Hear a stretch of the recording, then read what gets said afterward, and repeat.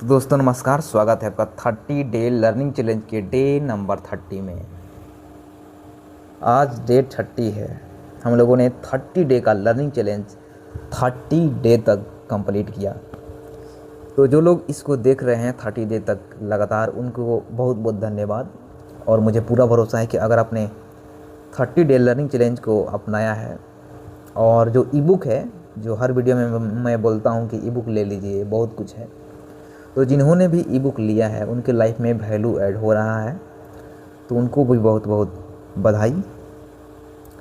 और आज जो भी लर्निंग है मैंने अपने लैपटॉप के स्क्रीन पर नोट किया है, मैं आपके साथ शेयर करूंगा। गला थोड़ा सा 2-3 दिन से ख़राब है दोस्तों, तो साउंड में कुछ प्रॉब्लम होगा, पर ध्यान से सुनिएगा, सुनाई देगा आपको। तो मैंने एक बात लिखा है यहाँ पर, ध्यान से सुनिएगा।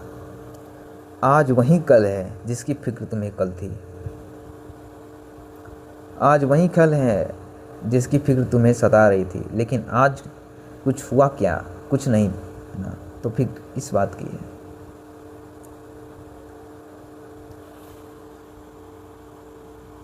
मैंने एक इमेज लगाया है ई बुक में। जब आप इसको लेंगे, ई बुक को, 30 डे लर्निंग चैलेंज के ई बुक को आप पढ़ेंगे तो 30 डे में आएंगे तो इसमें एक इमेज है, आपको दिख रहा होगा, जिन्होंने भी लिया होगा दिख रहा होगा।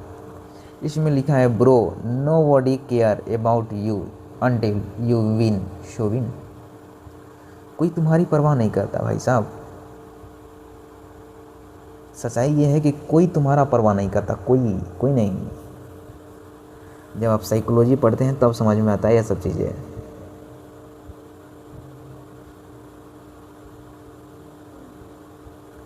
जो आज आपका दोस्त है, रिश्तेदार है, उसका कुछ ना तो कुछ स्वार्थ होगा आपसे, कुछ ना तो कुछ होगा ही होगा। बिना स्वार्थ के रिश्ता नहीं होता है। साइकोलॉजी के लैंग्वेज में बोल रहा हूँ। अब कमेंट में कुछ लिखना मत शुरू कर देना। तुम्हारे किसी के भी माता पिता भी बिना अपेक्षा के प्रेम नहीं करते हैं। बहुत लोग बोलते हैं कि माता पिता, मैं कुछ नहीं बोलूँगा क्योंकि हाई लेवल की बात है, जो साइकोलॉजी पढ़ते हैं उनको समझ में आएगा। तो आज का जो लर्निंग है वही मैं आपके साथ शेयर कर रहा हूँ। बाकी साइकोलॉजी आप पढ़ते रहिए।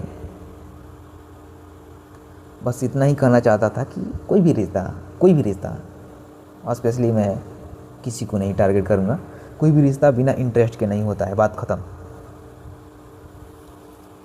बिना इंटरेस्ट के नहीं होता है भाई, नहीं होता है। चलो, नंबर 1 लर्निंग थोड़ा सा स्पिरिचुअल होगा। इंद्रियां बस में तभी होती है जब इनके साथ ममता का सर्वथा अभाव हो जाता है। यह मेरा है, यह तेरा है, यह सब अभाव हो जाता है, तो इंद्रियों का वश में कर सकते हैं। नंबर 2 लर्निंग है, जब कर्म अपने लिए ना करके दूसरों के हित के लिए किया जाता है तब वह कर्मयोग कहलाता है। ये भगवत गीता के बारे में मैंने लिखा है, ताकि मैंने इसलिए लिखा है कि आप लोग थोड़ा सा भगवत गीता को पढ़िए यार। ये मत कहिएगा कि भगवत गीता हिंदुओं की ग्रंथ है, नहीं, वो कृष्ण भगवान की फिलॉसफी है, हिंदुओं की ग्रंथ नहीं है। इंडिया का फिलॉसफी है, भारत का, ईस्ट का फिलॉसफी है भाई साहब। तो फिलोसफिकल दृष्टि से उसको देखिए, फिलोसफिकल किताब समझिए। जैसे आप प्लेटो को पढ़ते हैं, अरस्तु को पढ़ते हैं, सुकरात को पढ़ते हैं, एरिस्टोटल, अलेक्जेंडर, कांट को पढ़ते हैं, स्पिनोजा को पढ़ते हैं, नीचा को पढ़ते हैं। इसी तरह इंडिया की फिलॉसफी की बात होता है तो आता है वहाँ पर भगवत गीता। तो भगवत गीता को एक फिलोसफिकल किताब मानकर पढ़िए, पढ़ना शुरू कीजिए। जितने लोग देख रहे हैं आज जाइए, ऑर्डर कीजिए। ज़्यादा महंगा नहीं होगी यार, 40 रुपये की भी छोटा गीता आता है, उसको भी ले सकते हैं। महंगा में लीजिएगा तो 100-150 की गीता प्रेस की मिल जाएगी किताब। और महंगा लेना चाहते हैं तो साधक संजीवनी एक भगवत गीता आता है, साधक संजीवनी, रामदास कुछ नाम है उनका, साधक संजीवनी सर्च कीजिएगा तो मिल जाएगा। साधक संजीवनी भगवत गीता बहुत अच्छे तरीके से व्याख्या किए गए, उसको पढ़ सकते हैं। आप ओशो का गीता दर्शन है गीता के ऊपर, उसको पढ़ सकते हैं। परमहंस योगानंद का है, उसको पढ़ सकते हैं। आचार्य प्रसन्न का गीता है, उसको पढ़ सकते हैं। तो बहुत सारी गीता है, जो भी आपको सूट करता है उसको आप पढ़ना शुरू कीजिए भाई साहब। यही कहना चाहता हूँ। ये आपको डिटैच करेगी, मानसिक लेवल से मजबूत बनाएगी। जो मैंने बोल रहा था ना कि दुनिया में कोई भी रिश्ता बिना इंटरेस्ट के नहीं होता है, यहाँ तक कि हमारे खुद के अपने लोग, माता पिता भी। तो ये आपको डिटैच करेगा सबके। मैं ये नहीं कह रहा हूँ कि उनको रिस्पेक्ट नहीं करना है, रिस्पेक्ट करना है, पर मानसिक लेवल से डिटैच हो जाना है, क्योंकि एक दिन वो जाएंगे यहाँ से, समझ रहे हैं आप। एक दिन हर एक व्यक्ति जिनसे आप प्रेम करते हैं वो ऊपर जाएगा। कोई भी चीज़ रहने वाला नहीं है। जिस लड़की से आप प्रेम करते हैं वो हमेशा वैसी नहीं रहने वाली है। एक दिन उसके चेहरे की खूबसूरती ख़त्म हो जाएगी भाई साहब। एक दिन हो सकता है वो चले जाए या आप भी चले जाएं। तो मानसिक लेवल से मजबूत बनने के लिए भगवत गीता बहुत ज़रूरी है। ले लीजिएगा, पढ़ लीजिएगा। साइकोलॉजिकल किताब है, फिलोसफिकल किताब है, स्पिरिचुअल किताब है, हर एक चीज़ किताब है। हर एक प्रॉब्लम का सलूशन आपको भगवत गीता में मिल जाएगा। पढ़िए, इसको धर्म के ऊपर मत जोड़िए, क्योंकि APJ अब्दुल कलाम वैसे तो मुस्लिम फैमिली में पैदा हुए थे, लेकिन वो भी भगवत गीता को पढ़ते थे भाई साहब। तो पढ़ना शुरू कीजिए। यही मेरा उपदेश है आपको, और कुछ उपदेश नहीं। नंबर 3, जो अपने स्वार्थ का, फल की आसक्ति का त्याग करके मात्र प्राणियों के हित के लिए कर्म करता है वह श्रेष्ठ है। जो अपने स्वार्थ, खुद के लिए काम करना, केवल खुद के लिए, मैं अपने स्वार्थ का, फल की आसक्ति का त्याग करके मात्र प्राणियों के हित के लिए कर्म करता है वही श्रेष्ठ है। तो अपने लिए आपको करना ही है। मैं कभी ये भी नहीं कहूँगा कि खुद के लिए नहीं करना है, क्योंकि जब तक आपके पास ज्ञान नहीं रहेगा आप दुनिया को ज्ञान नहीं दे पाएंगे। जब तक आपके पास रोटी नहीं रहेगा दुनिया को आप रोटी नहीं दे पाएंगे। जब तक आपके पास पैसा नहीं है तो दुनिया को आप पैसा नहीं दे पाएंगे, किसी तरीके से मदद नहीं कर पाएंगे। तो सबसे पहले तो खुद के ऊपर मेहनत करना ही है। उसको सेल्फ लव बोल सकते हैं, खुद से प्रेम करना, खुद के लिए काम करना। तो ये कीजिए, पर इसके साथ साथ जिस समाज में रह रहे हैं उसके लिए, जिस फैमिली में रह रहे हैं उसके लिए, जिस देश में रह रहे हैं उसके लिए, जिस सिटी में रह रहे हैं उसके लिए, यहाँ तक कि पूरे पृथ्वी के लिए भी आपका कुछ रिस्पॉन्सिबिलिटी बनता है, कुछ जिम्मेदारी बनता है। उसको निभाइए। आप पेड़ लगाइए, लोगों को जागरूक कीजिए, लोगों को आगे बढ़ने में मदद कीजिए। जो भी आपका लर्निंग है लोगों को सिखाइए, लोगों को मदद कीजिए भाई साहब। जानवर को बचाइए, सेव कीजिए। अगर आप नॉनवेज खाते हैं तो खाना बंद कीजिए, वेजिटेरियन बनिए। आपकी मांस अगर आपने खाना छोड़ दिया तो बहुत सारे जानवर की लाइफ बच जाएगी। ये भी करना शुरू कीजिए। और मांस हम क्यों खाते हैं यार, सोच के देखो ना यार। केवल जीभ के स्वाद के लिए लाखों जानवर, करोड़ों जानवर डेली काटे जा रहे हैं। फील कीजिए, उस दर्द को फील कीजिए। मैं जानता हूँ बहुत सारे लोगों को ये सब बातें बकवास लग रही होगी, लेकिन थोड़ा सा स्पिरिचुअल बात करना ज़रूरी है। और यह 30 दिन का जो आपका था 30 डे लर्निंग चैलेंज, 30 दिन में मैंने एक दिन भी स्पिरिचुअलिटी के ऊपर बात नहीं किया, भगवत गीता के ऊपर बात नहीं किया। आज लास्ट डे है, मैं सोच रहा हूँ थोड़ा सा बात कर लिया जाए। ज़्यादा बात करने लगूंगा तो बहुत लंबा खींच जाएगा। तो किसके लिए करते हैं? जीभ के लिए ही करते हैं।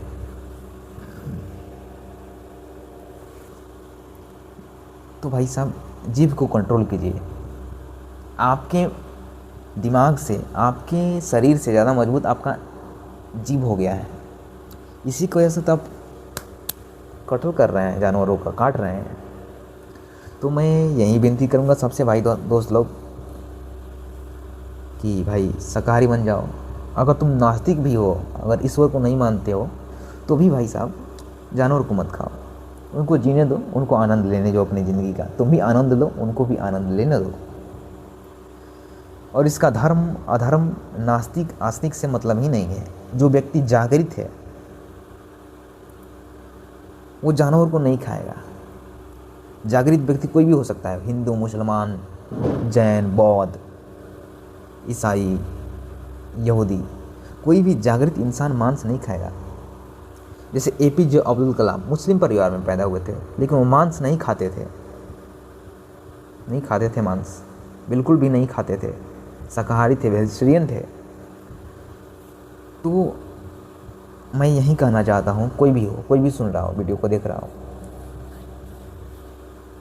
मांस खाना आज से बंद कर दीजिए। और आप कर सकते हैं। मैं खुद के बारे में बात करूँ तो मैं भी खाता था, ऐसा नहीं था कि मैं खाता ही नहीं था। और अगर आप छोड़ नहीं पाते हैं तो एक काम कीजिए, आप जाइए जहाँ पर जानवर कटते हैं, जहाँ पर मुर्गे कटते हैं या बकरे कटते हैं या कोई भी जानवर कटता है जिसको आप खाते हैं, जाइए, ध्यान से देखिए, ध्यान से देखिए कैसे कट रहा है, कैसे तड़प रहा है, कैसे चिल्ला रहा है, कैसे चीख रहा है।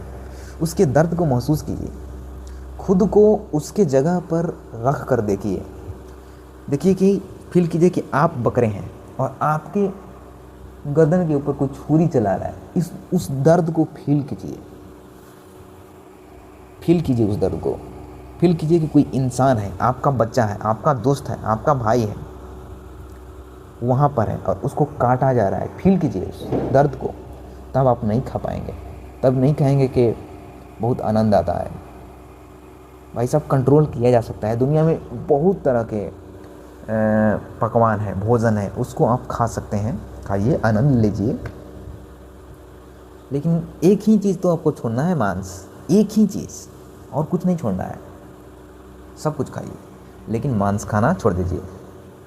बात ख़त्म। यही मैसेज है मेरा सभी नौजवान युवा को, यूथ को यही मैसेज है कि भाई मांस खाना बंद करो। बहुत नुकसान हो रहा है इससे पृथ्वी का।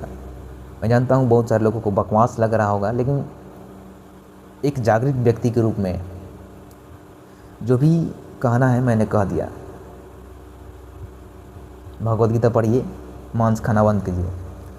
अगर आप किसी दूसरे धर्म से भी हैं तो भी मेरा यही प्रेयर है, आपसे प्रार्थना है, आपसे विनती है कि मांस खाना बंद कीजिए। कोई धर्म से मतलब ही नहीं है यार, हिंदू मुस्लिम ये सब से मतलब ही नहीं है। जानवर नहीं कटने चाहिए। चलिए नेक्स्ट लर्निंग 5 लर्निंग ही शेयर करूँगा, बाकी सब आप ई बुक में पढ़ लीजिएगा। उन चीज़ों पर काम करो जो मायने रखती है, व्यर्थ का काम बंद करो जिसका संबंध आपके लक्ष्य से नहीं है। ये थोड़ा सा डायरेक्शन ही चेंज हो गया। अभी तो बात कर रहे थे हम लोग स्पिरिचुअलिटी की, भगवत गीता की, अभी हम लोगों ने बात करना शुरू कर दिया है, थोड़ा सा डायरेक्शन चेंज हो गया।